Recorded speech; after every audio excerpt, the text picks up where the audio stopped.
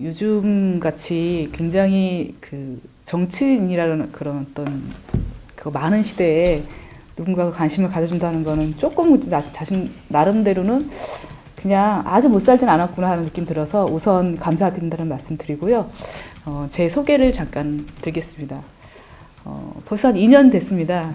2018년 6월 13일 날 이제 선거를 제가 이제 화성이 굉장히 넓은데 화성의 동탄의 끝에 동투가 있습니다. 요즘에 이제 가장 화성에서 신생 도시 중에 하나서 지금도 아직 만들어지고 있는 도시에서 6월 13일 날 선거했을 때는 동탄 2가 4동, 5동, 6동만 있었습니다. 지금 7동, 8동까지 있고 그리고 9동이 이제 올해 개청을 했는데 그쪽에서 제가 시의원 당선된 더불어민주당으로 당선된 신미숙입니다. 인사드리겠습니다. 네, 반갑습니다. 소외하니까 요즘에 이제 그 일반인들이 정치인들은 굉장히 어려운 말 쓴다고 그렇게 말씀하시는데 그냥 감상 내지는 뭐 느낌 이런 거 말씀드리겠습니다. 좀 전에 제가 좀 길게 인사를 드렸었는데 의원이라는 것이 생각보다 이렇게 어려운지에 대해서는 요즘에 다시 한번 느끼고 있습니다. 그래서 정반기 특히 제가 초선인데 상임위원장의 역할을 맡으면서 굉장히 많이 어른스러워졌습니다. 그래서 우선 그 면에서도 우선 주민들한테 감사드리고요. 어른스럽다는 게 쉽게 된 거는 아닙니다. 저 나름대로는. 그래서 그런 느낌이 좀 감사드리면서도 그리고 앞으로 2년에 대한 부분에 대해서 이게 생각보다 경제환경위원으로서도 그렇지만 시의원으로서도 참 잘해야 되겠구나 그런 느낌을 갖고 있습니다. 화성시 의회는 이제 상임위가 총 4개가 있습니다. 4개 중에서 제가 경제환경 상임인데 저희 경제환경 상임위에 5명의 의원님들이 계십니다. 5명의 의원 중에 제가 좀 길게 얘기하는 거가 이유가 있습니다. 2분은 이제 화성시 의회가 21분 중에 재선 이상이신 분이 3분이 계시는데 한 분은 의장님은 지금 하고 계시고요. 나머지 2분이 저희 상임위에 있습니다. 그러니까 어떻게 보면 경험이 많으신 2분의 상임위원들이 계시고요. 그 다음에 운영위원장님도 저희 상임위에 계십니다. 운영위원장님은 전체 운영 화성시 의회에서 서열은 없습니다. 의원들은 각각의 입법기관의 역할을 하기 때문에 따로 사실 어떤 직급의 차이는 없지만 그래도 굳이 하면 넘버 3이십니다. 그리고 또 한 분의 조우순 위원님 같은 경우는 저기 화성시 의회가 특위가 실제는 2개밖에 없거든요. 특위 중에 하나는 윤리특위, 그냥 일반적인 모든 의회에서 있는 거고 화성시에 특별하게 있는 거는 공공한 반대 특위가 있는데 거기 위원장이십니다. 그러니까 어떻게 보면 굉장히 다양하신 입법기관들 중에 제가 상임위원장을 하면서 그분들하고 소통이 사실 소통하고 협치를 하는 게 좀 쉽지 않았습니다. 그 부분은 저는 이제 상임위원장을 하면서 제가 목적은 가능하면 2년 동안 개별적인 목소리가 아니고 상임위 활동은 한 목소리로 나갔으면 하는 바람이 제일 컸습니다. 그래서 그냥 독단으로 결정하고 그 다음에 한 분의 의견을 받아들여 하는 것보다는 가능하면 5분의 의견이 같은 목소리를 냈으면 하는 바람이 컸기 때문에 요즘에 이제 제일 많이 국민들이 싫어하는 것 중에 싸우지 말고 시간이 걸리더라도 계속적으로 이야기하고 소통하고 그래서 어느 분이 조금 양보하든 결국 밖으로 비춰지는 거는 소통의 결과로 나오는 것들에 대해서 가장 중점을 뒀거든요. 그래서 그게 사실 어렵기도 하고요. 그러다 보니까 민주당스럽지 못했던 부분들이 있습니다. 그게 제 개인적으로는 좀 아쉽습니다. 어떨 때는. 그래서 그 2가지를 경제환경 상임위원장으로서 어렵기도 하고 아쉬웠던 점입니다. 페트병의 사용이 아주 심각할 정도로 너무 많습니다. 제가 살면서 인간만이 실제는 대규모의 쓰레기를 발생할 정도로 인간이 지구 환경에 미치는 영향은 아마 그 전에 어떤 지구에서 번성했던 그런 종족보다도 인간은 지구에 갖고 있는 에너지나 자원들을 엄청나게 많이 사용하고 있습니다. 그 중에서 썩지 않는 것 중에 인간이 한번 물질을 변화시켜서 폴리에틸렌?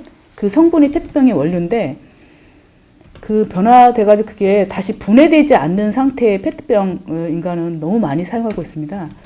그 중에 이제 화성시가 어떻게 보면 경기도의 그 분리수거하는 그 업체를 가장 많이 보유하고 있는 시입니다. 국가로 보면 당연히 국민이 썼던 거를 분리하는 시설은 존재해야 됩니다. 근데 화성 시민으로 입장에서는 어떻게 보면 쓰레기 처리하는 느낌이고요.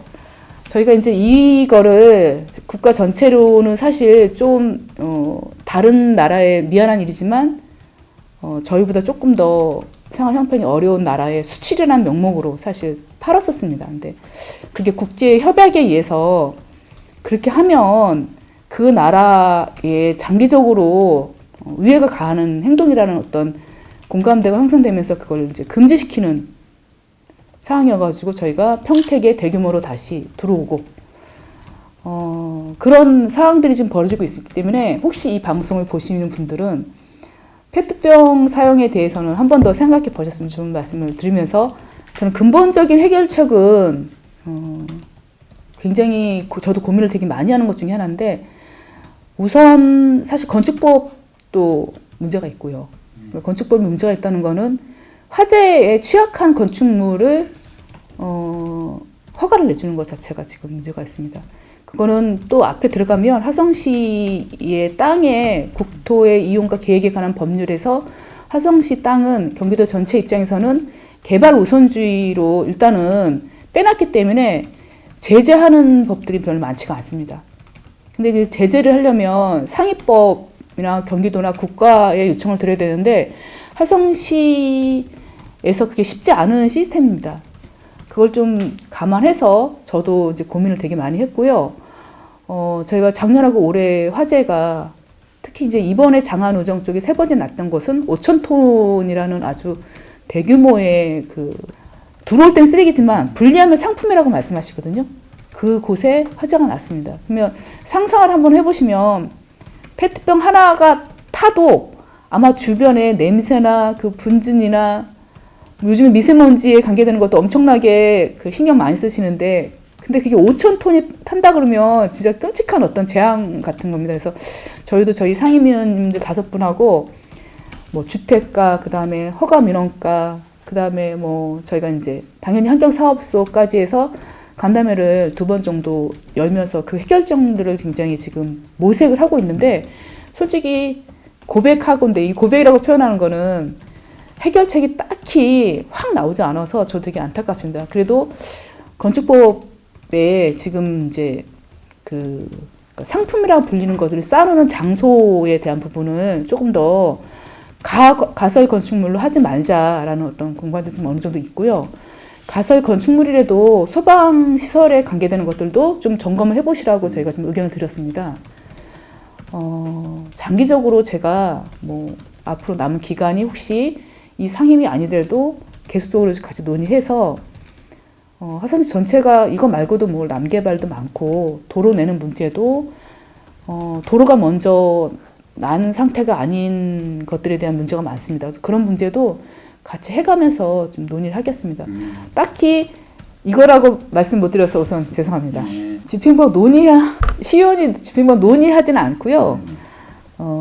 지금까지 실제로는 이제 코로나19는 저희 나라 말고도 전 세계적으로 어떻게 보면 재앙에 가까울 정도로 그리고 경험해보지 못하는 아주 빠른 확산세와 또 사망률이 높은 두 가지를 겸한 그 바이러스 질병입니다. 그러니까 예를 들어서 예전에 이제 메르스가 있고 저희가 이제 그 사스가 있었는데 하나는 확산세가 사스 같은 게 빨랐지만 사망률이 높지 않았고요. 메르스 같은 경우는 확산세가 느렸지만 어떤 나라에서는 되게 사망률이 높았던 거, 우리나라도 사망률이 꽤 높았습니다.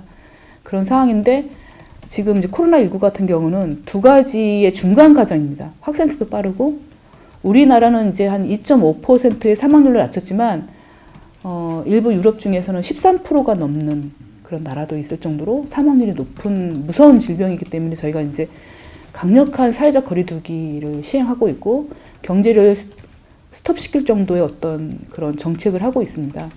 좀 전에 말한 대로 상반기 화성시에서 어떻게 보면은 예산에 화성시의회가 그냥 일반적인 사항으로 3조라고 말씀하시는데 3조는 사실 아닌데 모든 거 합치면 3조 정도의 돈을 이제 입출을 위해 사용됩니다. 그 중에 10% 가까운 3천억 원이면 저희가 그러니까 쓸 수 있는 비용이라고 고정비가 있습니다. 건물을 지면 전기세 당연히 내야 되죠. 이거는 그 비용을 빼놔야 되잖아요. 혹시 가정으로 보면 관리비는 집안이 좀 어려워도 내야 되는 비용들, 고정비라는 게 있습니다. 인건비, 공무원 인건비 드려야 되죠. 근데 그거 이외에 저희가 프로그램, 사업비는 실제로는 그렇게 막 3조 아니고요. 1조 미만입니다. 근데 그 중에 3천억 원을 썼다는 거는 굉장히 큰 돈을 사용했습니다. 그 중에 이제 소상공인들, 그러니까 상인들, 소상인들을 위해서 저희가 660억 플러스 66억을 더 드렸거든요. 1년 미만의 이제 상인분들, 어려운 분들까지 해서 거의 700억이 좀 넘게 긴급 그분들만을 위해서 100만 원에서 300만 원 사이, 평균 200만 원 정도의 비용을 책정해서 드렸던 상황이고요. 그러니까 망해서 문을 닫으면 연쇄적으로 또 그분들이 또 어떻게 보면 사회적으로 더 약자로 빠지니까 그런 부분을 좀 중지시키기 위해서 그리고 화성시가 경기도에서 제일 높지는 않지만 실제로는 이 83만의 인구를 수용하는 그 인구 중에서는 1인당 20만 원이면 개인으로 보면 크지도 작지도 않은 돈이지만 4인 가족으로 보면 80만 원입니다. 그 돈을 시민들 전체한테 드린 폭입니다. 그래서 그런 생각을 잠깐 하면 소상공인들 위한 정책은 아니었지만 그 모든 것들이 사실 상인분들한테 사용할 수 있게 기간도 3개월이라는 기간을 했거든요. 그 기간 안에 소상공인 분들도 나름대로는 자구책을 좀 하셨으면 좋겠습니다.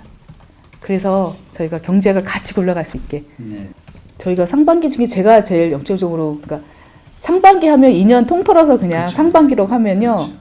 저 개인적으로는 사실 의원 되고도 제가 제일 많이 했던 것 중에 하나가 제일 첫 번째 제 조례는 화학물질 관련 조례였습니다. 그러니까 제가 다른 분은 어떤지 모르지만 저 개인적으로는 입법기관인 의회의 입법기관인 그러니까 저희도 이제 감사를 할 때 제일 많이 하는 게 어떤 걸 근거로 이 예산을 세웠습니까? 그런 거 질문을 제일 많이 합니다. 그 말은 근거를 세우는 게 법이라면 제가 개인적으로 첫 번째 조례하는 거에 제 개인 어떤 생각을 담은 겁니다. 저도 그래서 그 화학물질을 관리를 해야 되겠다. 좀 전에 그 페트병 탈 때도 거기에 많은 화학물질이 같이 나오잖아요. 그런 거 개념이면 상반기에 사실 그런 좀 전에 우리 기자님이 질문하셨듯이 가능하면 환경사업소의 역할을 강화시키는 걸로 환경사업소가 그냥 뒤에서 확인하는 부서가 아닌 좀 전면에 나섰으면 좋겠고요. 그 다음에 건축 아까 제가 첫 번째 건축 허가 내줄 때 뒤에서 그냥 협의하는 거 아니고 가능하면 건축 허가할 때도 강력하게 환경사업소의 역할을 좀 더 부각시키는 그런 개념으로 환경사업소에 계속 힘을 좀 실어주는 걸로 하고 그쪽에다가도 많은 요구도 드렸고 그 다음에 그래서 과도 하나 지도과도 실제는 분리했고요. 저희 의원님들한테도 화성시가 장기적으로 기업과 그 다음에 일반 시민들이 같이 살려면 환경사업소 역할이 가장 중요하다고 계속 말씀드렸고요. 그게 전반기에 좀 중점적으로 했던 거고요. 그리고 하나 더 보면 일자리에 관계되는 그러니까 저희가 화성시가 일자리 센터가 있습니다. 일자리 센터를 경기도에서 이제 워크넷이라는 큰 전체가 지금 관리하고 있는 사이트를 이용해서 저희가 일자리를 구하거든요. 화성시 굉장히 밭이 좁습니다. 그러니까 일자리가 굉장히 많은데 그 좋은 일자리를 일반 시민들이 좋은 일자리가 인식될 수 있게 일자리 센터의 역할들이 되게 좋았으면 좋겠습니다. 그래서 사실 제일 많이 거기다가 제가 개인적으로는 저희 상임위원님들한테 같이 상의해가면서 노드도 많이 걸고요. 그러니까 일자리센터가 잘 됐으면 좋은 바람으로 하고, 그 다음에 이제 계속적으로 저희가 위탁 준 부분에 대해서 이게 좀 독립되면 어떨까 그런 의견도 되게 많이 줬었고요. 시가 직영을 하면 어떨까 그런 의견 되게 많이 줬던 거는, 가능하면 일자리센터가 화성시 기업한테 진짜 일자리센터의 개념처럼, 지금도 그건 진행 중이기도 합니다. 그래서 두 가지를 역동적으로 했던 것 중에 하나입니다. 네. 화성시는 대기업도 굉장히 잘 돼 있지만 중소기업도, 전 세계적인 중소기업도 굉장히 많습니다. 그리고 그 밑에 있는 2차 벤더 분들 중에서 세계를 상대로 하는 기업들도 굉장히 많이 갖고 있는데, 그렇다면 이 기업들이 화성시 관내에 어느 정도 홍보가 돼 있을까? 속속들이 아직 쉽지 않거든요. 그리고 그분들이 화성시 관내에 있는 대학생들한테도 하지만 더 좋은 친구들도 데려와야 됩니다. 그래야지만 세계적으로 성장을 하고, 또 그게 화성시에 이번에 저희가 돈을 많이 쓸 수 있었던 거는, 화성시가 그만큼 어느 정도는 쓸 수 있는 여력이 된다고 생각하면 기업들이 실제로는 되게 많이 세금을 납부하고 있는 상황이기 때문에, 일반인들이 내는 세금들 말씀하시지만 그거보다는 기업이 내는 세금이 훨씬 많습니다. 그렇죠. 그렇다는 얘기는 기업들을 세계적인 수준으로 끌어올릴 수 있는 그런 정도의 정책들을 이제 서로, 그래서 일자리 센터 역할들에 대해서 저 나름대로, 우리 상임이기 때문에 많이 주문했고, 그리고 이제 진행 중이기도 하고요. 그렇습니다. 지금 이제 화성시는 굉장히 오래된 도시입니다. 사실 예전부터 뭐 정조대왕 말씀 안 드려도 알 정도로 국가의 수도를 화성하면 물론 이제 화성은 윤건능, 그러니까 그 부모님의 묘지가 있는 것이고, 이제 뭐 수월로 올리려고 했지만 배후 세력은 화성이거든요. 그만큼 화성은, 그러니까 일반적인 뭐랄까 토지가 굉장히 비옥한 곳입니다. 그리고 재난이 별로 없는 곳이에요. 태풍도 별로 없고요.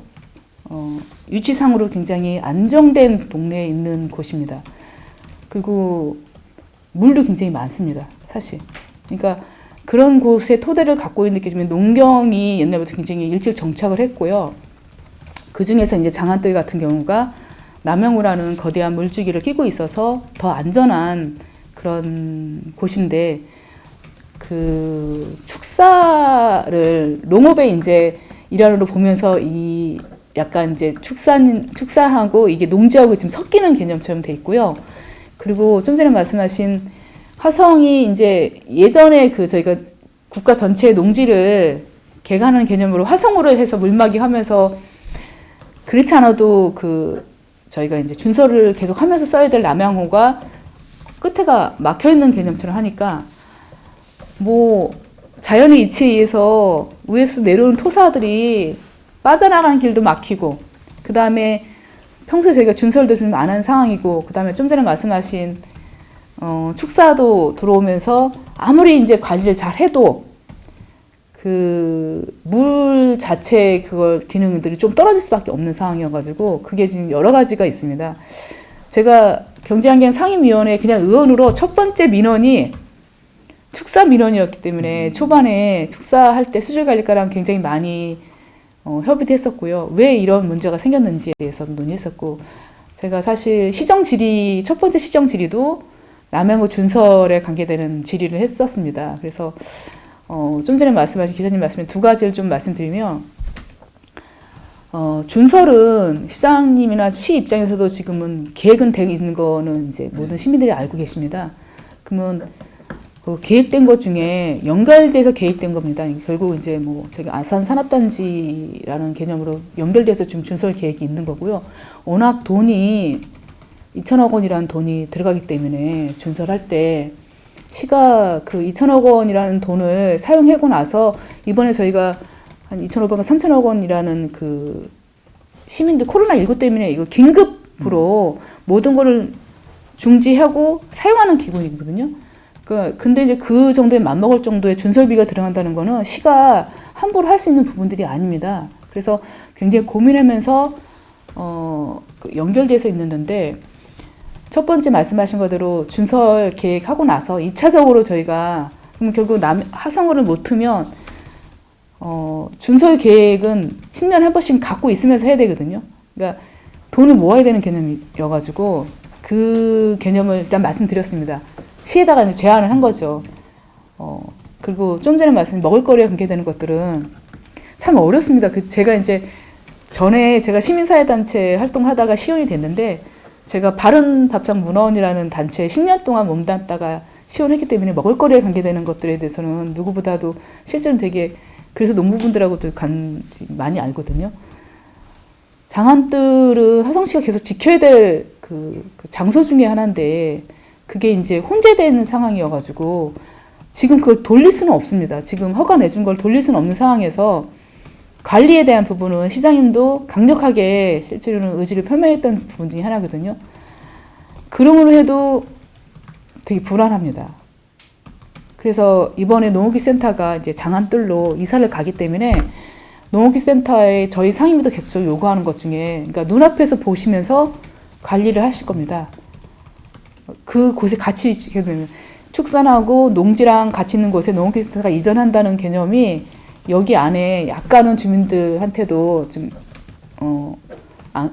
안심은 아니지만 어쨌든 좀 위안을 드리는 게 최대한 저희가 그쪽에 농업과 관계되는 분들한테 농업기센터 중심으로 관리할 수 있게 할 거고요. 환경사업소에다가도 어떻게 보면 이번에 저희가 이제 환경 지도과를 신설하면서 거기다 가장 많이 주문하는 것 중에 하나가 예방에 관계되는 겁니다. 그래서 사전에 점검할 수 있는 사람을 더 필요하다면 요청하셔가지고 뽑으시고 그 다음에 사람 이외의 어떤 기계적인 부분을 해결할 수 있는 것들이 있으면 그것도 미리 기획하시고 그러니까 사후 약방처럼 하지 마시고 사전에 할 수 있는 부분들이 더 비용이 적게 들어간다는 개념이 많아서 계속 요구하고 있으니까 같이 논의하지는 않지만 직간접적으로는 계속적으로 요구하고 있는 것 중에 장안뜰에 대한 문제는 그냥 놔두신 상태면 두 군데 다 축산도 사실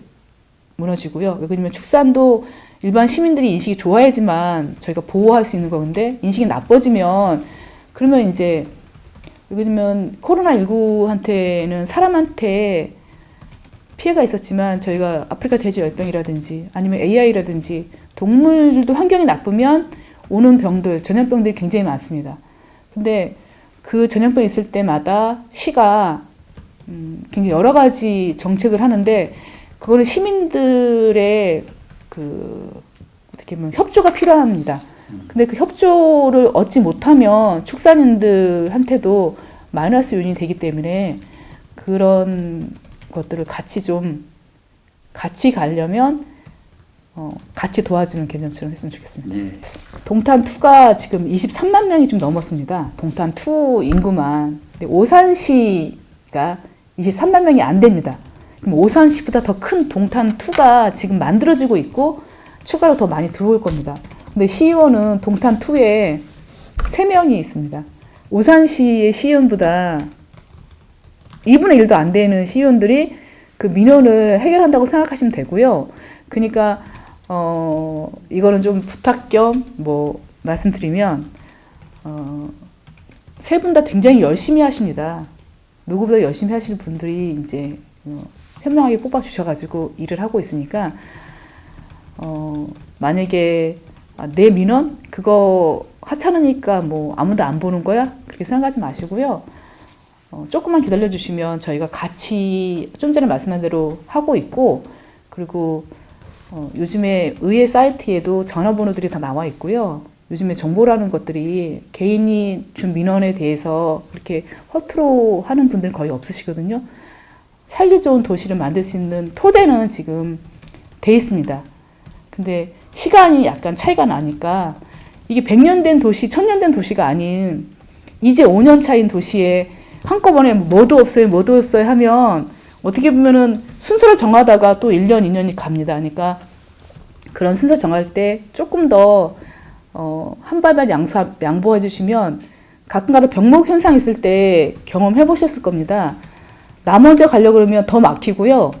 같이 가려고 그러면 훨씬 빨리 지나갈 수 있으니까 그렇게 같이 해주시면 최대한 동탄 시의원으로서 그 다음에 하성 시의원으로서 그다음에 지금 현재 경제환경위원회 상임위원으로서도 동탄2 시민분들께 내가 뽑았는데 부끄럽지 않는 그런 시의원으로서 역할하겠습니다.